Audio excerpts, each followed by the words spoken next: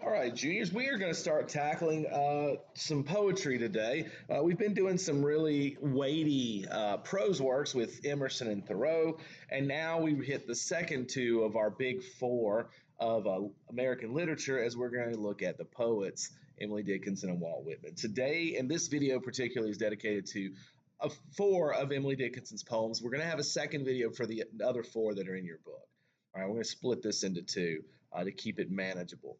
All right, but before we start talking about her poems, let's look a little bit about the basics of poetry. And you can find this on page 402 in your textbook, okay? We're going to look at three main types of poetry, at least according to your book. And this is a very, basic breakdown of poetry. Honestly, there's so many different types and so many different subgenres of these genres. There's a lot to deal with, okay? So anyway, we've got three types we're going to cover. One's narrative poetry, which I just don't like, okay? Narrative poetry is going to tell a story. It says it has the same literary elements as works of prose. Ballads and epics are your two main types of that. I don't particularly like these. They're okay. Things like the Iliad and the Odyssey definitely are cool stories, but I mean, as far as poetry and the poetic elements go, they're more fiction story based than they are poetry based, in my opinion. Okay. Now these other two, though, especially the third one. So we also have dramatic poetry, which is more like drama. We see this in Shakespeare's monologues. Those are two types of dramatic poetry. Um, they're a little bit more powerful. And then, of course, the majority of poems that we see are this third category called lyric poetry, which is expressing the thoughts and or feelings of a single author. Songs that the words to it are called lyrics, and it's the same concept here, lyrical poetry. Okay, so that's what all of these from Emily Dickinson today that we're going to look at are examples of that. Okay, lyrical poetry. So pages 404 and 405 give you a really, really surface view of Emily Dickinson's life. She's a very interesting human being, to be honest with you.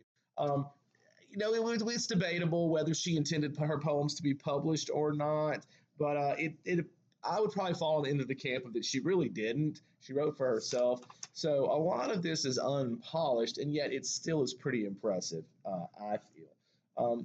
I'm not probably the biggest fan of Emily Dickinson's writing, but I like it. I appreciate it. And I do enjoy it. So let's go over to page 408. Let's look at maybe, I don't know if it's my favorite, but it definitely would be in the running for my favorite poem of hers. She wrote a lot about death.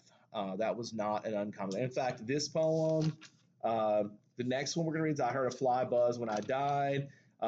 There's a certain slant of light, which at the end, the last word of its death, and then my life closed twice before it's closed. So all four of these are going to poems are going to go today are referencing death. Poets writing about death is not that unique, obviously, right? Okay, so let's look at Because I Could Not Stop for Death. It says, because I could not stop for death, he kindly stopped for me. The carriage held just. All right, let's start that over.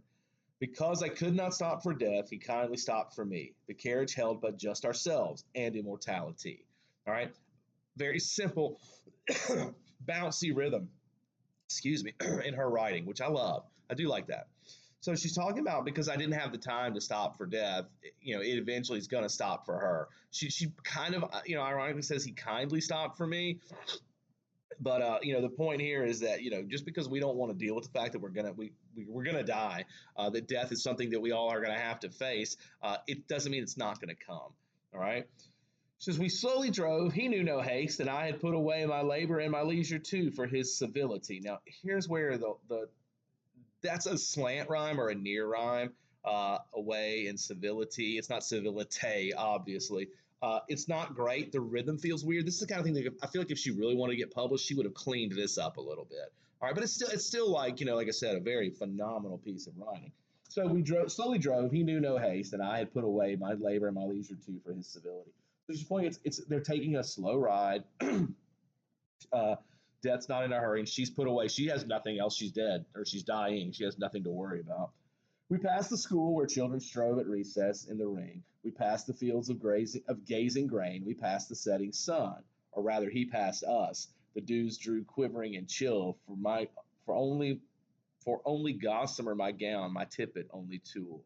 So she's pointing out here, going past these places that represent growth and life, and they're passing them because they're the school where you're young and you learn, the fields where that's your life force, your sustenance, your food, all that, and it grows every year. Now they're leaving growth behind and approaching the end. We paused before a house that seemed a swelling of the ground. The roof was scarcely visible, the cornice in the ground.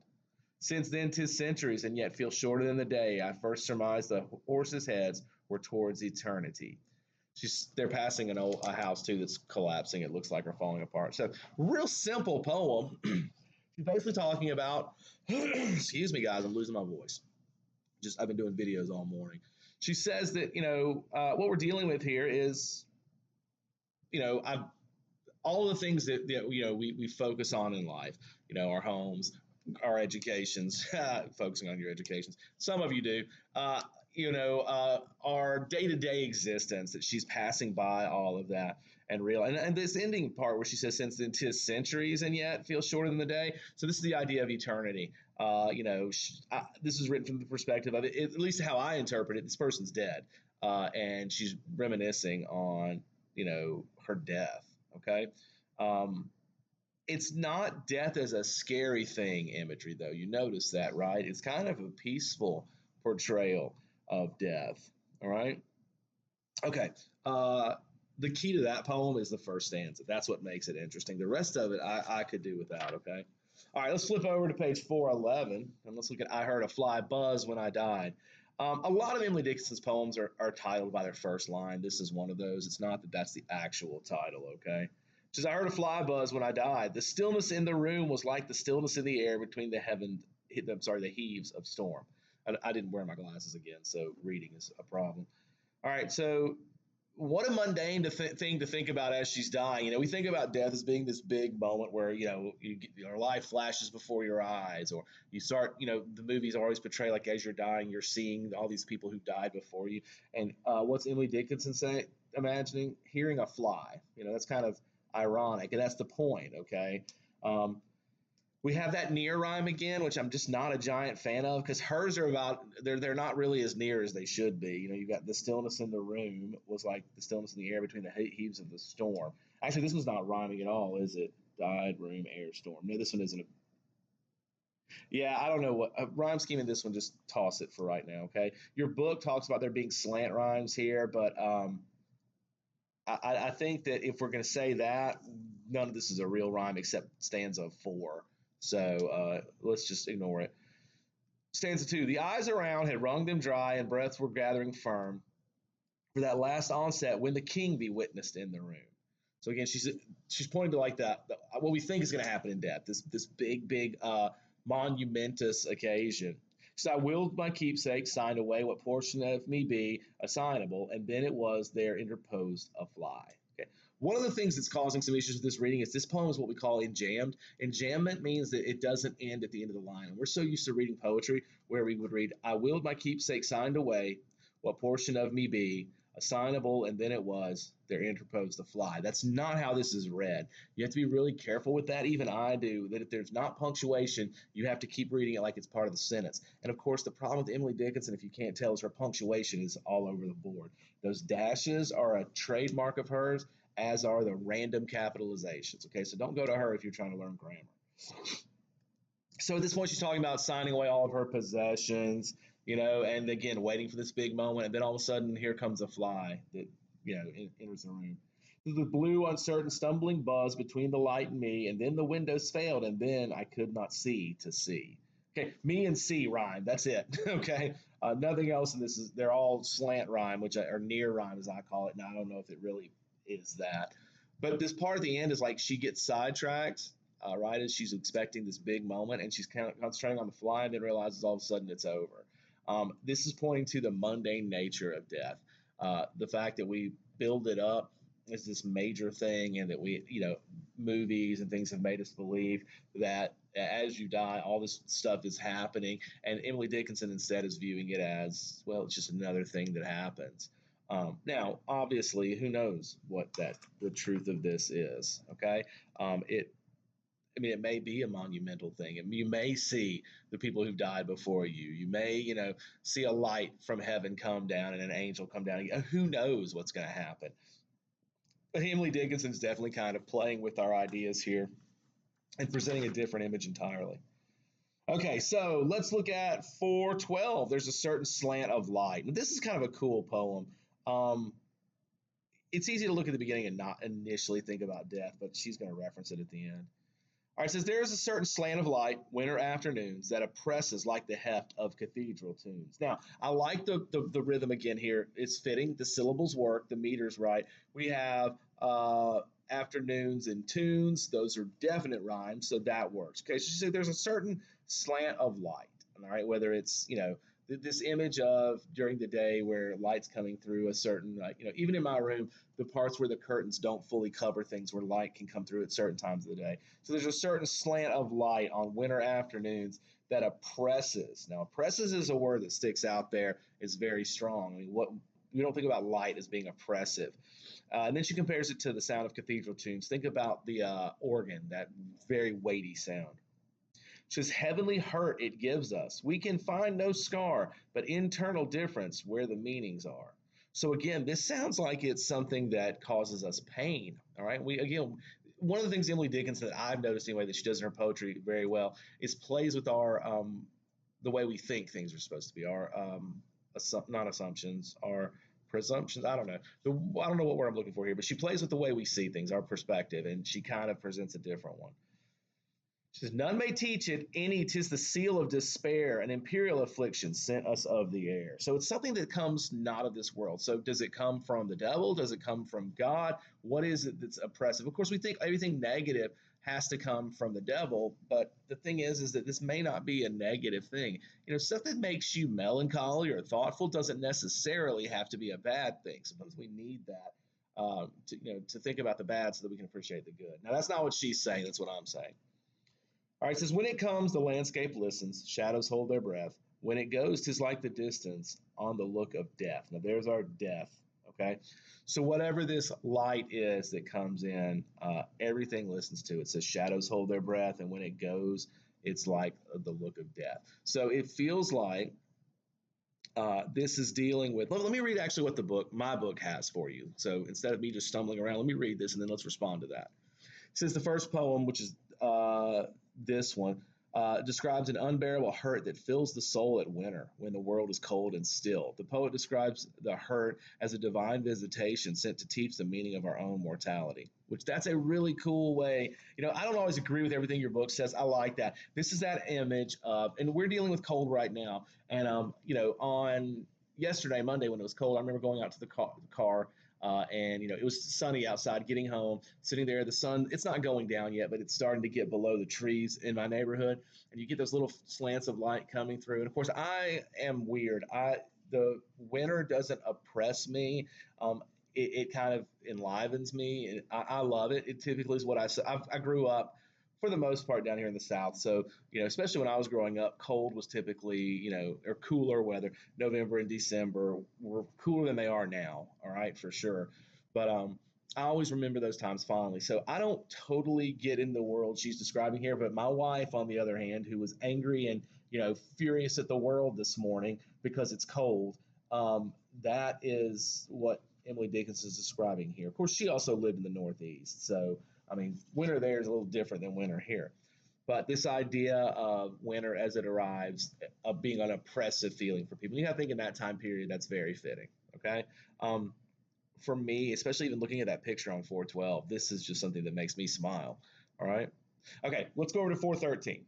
My life closed twice before its close. Okay. So basically, they're saying my life ended twice before it actually ended, which is a weird start. It's a very short poem. It's only two quatrains, two stanzas. All right, first says, my life closed twice before its close. It yet remains to see if immortality unveil a third event to me.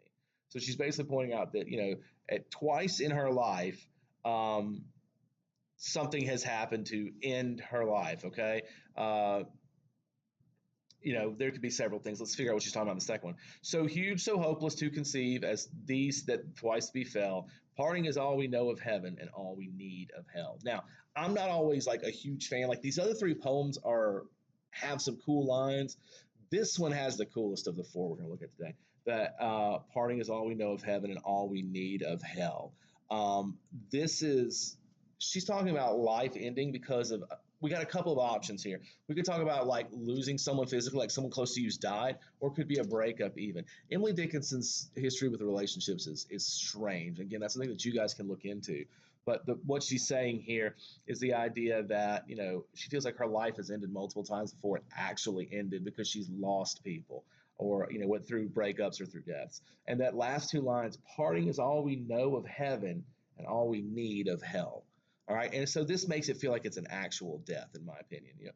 When people die, all we know about is well, we don't know what happens to them except, if you're a believer, that they go to heaven, hopefully. She says, but those of us left, all we know about parting is the way it makes us feel. And she compares that to being in hell. So that's really clever. Look, poems don't have to be long. They don't have to be complex to be meaningful. This one, to me, is more meaningful than the other three that we looked at, which have some cool lines or some cool concepts. But like there's a certain slant of light is really just about drumming up an emotion. And that's what makes it a lyrical poem. Sometimes there's not a deep theme. Okay, sometimes it's just about trying to make you feel that way. And that there's a certain slant of light does that. It makes me sit there and think about those winter mornings when I was a kid, and I'd wake up, and the sun. We lived when I was growing up. My mom, we had to live. My mom was a single mom because of some recession stuff that happened when I was younger. She was, she had a house foreclosed on. She had a lot of things happen that made us financially not very sound. So my grandparents lived down here in Mobile, down near Dolphin Island. They had built a log cabin, and the trailer they lived in while they were building the cabin was still on the property. So we moved there basically to live as I was growing up. It was run down. There wasn't much to it. My mom did the best she could. My grandparents helped out, but we grew up, I wouldn't say poor, but we grew up poor-ish. I still was able to go to a private school. My mom paid for that. That's where a lot of her money went. But like there was two bedrooms. My sister had one end of the house. I had the other. My mom for, years and years just lived in the den. She slept on the couch. So I'm getting through all that to kind of set up my story. My room had a window that faced to the east. So in the mornings, the sun would come up and come right through my window. It was a little small window. And I would remember there would be on the bottom of my bed just this little light that would come through and sit right there at the bottom of my bed. And I would see it a lot. And of course, during the summertime and when it's hot and miserable, I don't like thinking about the sun. During the winter, that was always like a little bit of warmth. It was something neat. And it kind of was what would help wake me up every day. I've always been a morning person. Um, so that one, all it does is it takes me back to that moment. And that's something good that poems can do. They don't have to teach you a big life lesson. Sometimes it's just about trying to recreate a feeling and make you think about something. They're meant to be nostalgic in a lot of cases. And I really feel like these poems were that for her. Again, these weren't written as a monetary source for her. They were written because they just were things that were in her that she wanted to talk about. And I think that's what gives them the power. It's not that they're literary masterpieces, because they're not. Okay, and I'm going to get like kicked out of being an English teacher for saying that, but they're literarily, these are not the strongest poems I've ever seen. Several of them aren't even really good in my opinion, but they definitely do convey an emotion, which I think is really key. All right. Okay, so I'm going to stop there. I apologize. I kind of hit these without a lot of review on them, particularly the first one. I haven't read that since I was your age. And I didn't really go into a lot of depth with them like I should have. I don't want you to think it's because of lack of concern or effort. It's because they're not that deep. Okay, they're just not. There's a couple of hers that are, and I believe we may see some of them tomorrow. Um, well, we don't have the big one. A couple of the ones that she did that I really think are impressive aren't in your book, but I may give you some assignments with them in class, actually. So, all right, so I'm going to stop here because we're already at 19 minutes on those 4 poems. Tomorrow, we're going to look at the Soul Selects Her Own Society, which I love. We're going to look at the brain is wider than the sky. There is a solitude of space, and water is taught by thirst. Let me tell you something. Of those 4, at this point when I'm teaching these, I've only read one. The Soul Selects Her Own Society is one I've done before. The other 3 I've never seen, so we're going to be doing some research on those. So, but hopefully we can make something out of them, and maybe there's a gem hidden in there. Okay, so guys, I hope you're staying safe. I hope you're staying warm, and I hope you're having a wonderful day. And I will be back with you to cover the second half of Emily Dickinson here pretty soon. All right, have a great night.